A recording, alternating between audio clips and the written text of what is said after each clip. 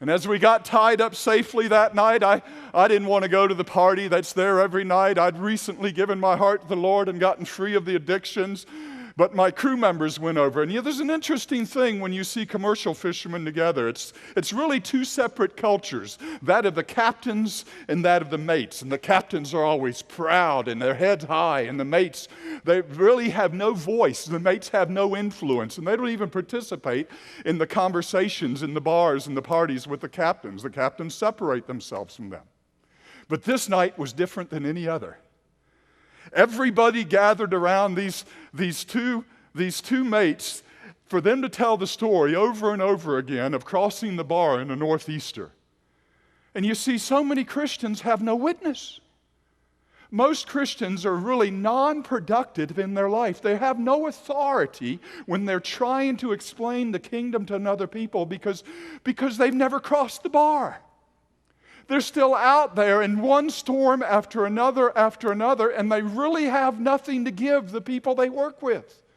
Their children don't believe the message that they try to present to them because people are looking for somebody that can help them get across the bar, not to keep them out on the ocean of turmoil and strongholds and pain and addictions. But see, once you cross the bar, an authority rises up with you.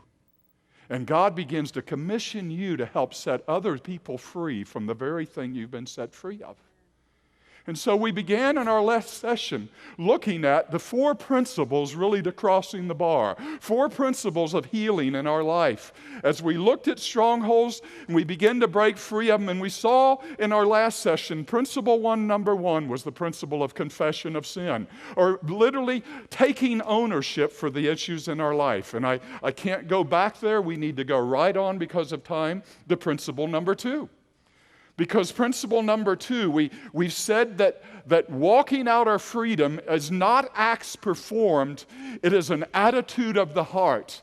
And principle number 2 is embracing a heart attitude of repentance. In Matthew 3:8, it speaks about bringing forth fruit in keeping with repentance. And see, the whole word repentance is really all about action. It's not emotions. Repentance is not tears. The word repentance is about being so grieved at the wounding and grief that our attitudes, our actions, our strongholds have brought others. Now, with God's help, we will do whatever we can to bring healing to another person. I'm sitting in our family room that had a weight bench in it in a house we lived in about 10 years ago. I'm sitting with my back to the weight bench, and there happened to be a 10-pound weight sitting right on the edge of the barbells, and my daughter walks by and knocks that weight off the barbell, and about 5 feet behind my head, it goes right down on a wooden floor. Smash! I jumped up out of my chair, and I gave her the look.